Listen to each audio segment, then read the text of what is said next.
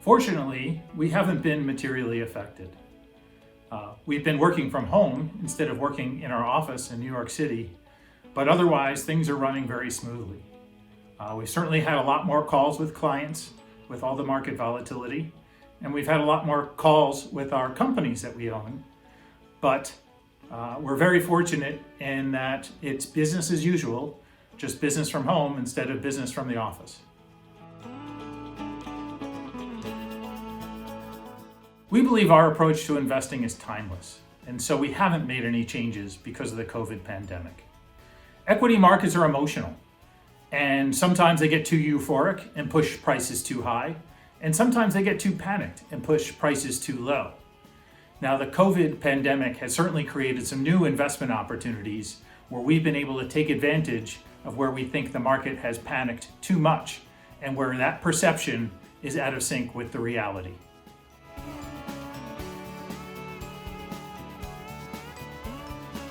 The companies in our portfolio have shown their resilience. In fact, their earnings have been slightly less impacted than that of the overall market. In spite of their earnings being less impacted, though, many of the stocks, because of the panic sell-off, have seen their stock prices go down more than the rest of the market, and that's created a great opportunity.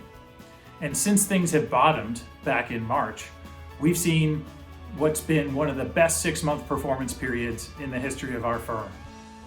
And despite having one of the best 6-month periods in our firm history, the valuation of our portfolio today is still one of the most attractive it's ever been.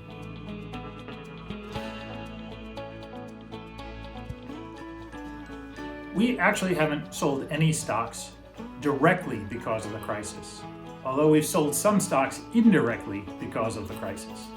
Let me explain. This year, we've sold our holdings in Microchip, a semiconductor manufacturer, and Centene, a healthcare company, not because they were impacted by COVID, but actually because of the opposite. They held up really well. Their stock prices held up really well as the rest of the market was selling off. And the reason why we sold those is because we used their strong stock prices to get proceeds so we can invest in other stocks that we think the market sold off too much and add more value to the portfolio.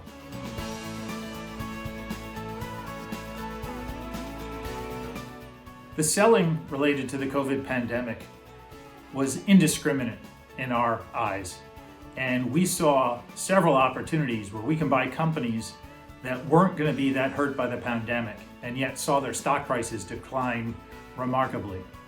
2 examples of that we've added to the portfolio this year is Dell, which makes laptops and computer infrastructure equipment, and XPO Logistics, which provides a lot of the logistics for online shopping and the online economy.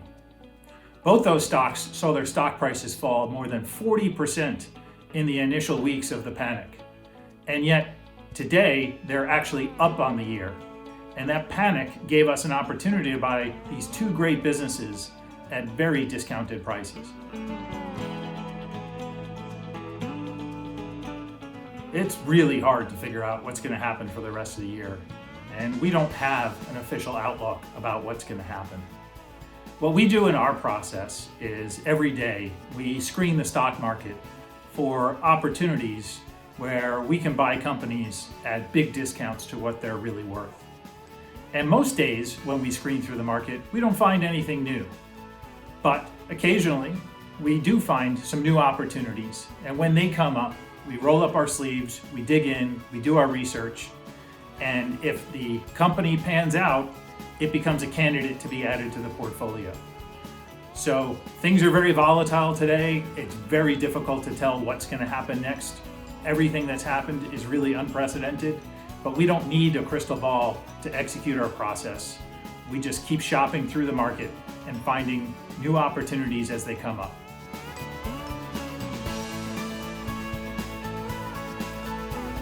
We really like our whole portfolio. It's so difficult to just pick 2 favorites. It's a bit like trying to pick your 2 favorite kids. Now, that said, let me give you 2 great examples of holdings in the portfolio. One of them is a company called Q-Rate. and they're the parent company for QVC, the cable shopping channel. And they've had some nice benefits from the COVID pandemic shutdowns. As people have been home, they're watching QVC more often, and that's allowed them to grow their customer base faster than they have in many years. Another great opportunity we see in the portfolio is Lincoln National. Lincoln is a life insurance company and annuity sales company, and they're not really significantly impacted by the virus. And yet, because they're in the financial services sector, they've been sold off almost as badly as if they were a bank with big credit losses.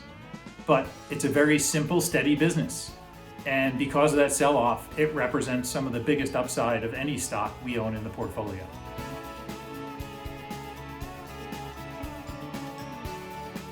If there were any stocks we had any real serious concerns about, we'd just sell them from the portfolio. So we don't have any major concerns in the portfolio. But as I look at the stocks we own, I'd say the one that we probably have the most concern about relative to the others is EOG Resources, which is an oil producer. The oil markets have been hit really hard by the pandemic shutdown, which has really cut the amount of economic activity around the world and seen an unprecedented decline in the price of oil. That said, we see oil prices recovering already as the world begins to reopen, and EOG is in a great place of strength to survive this difficult period. They have a healthy balance sheet, they have low costs, and they're some of the best operators we've ever watched.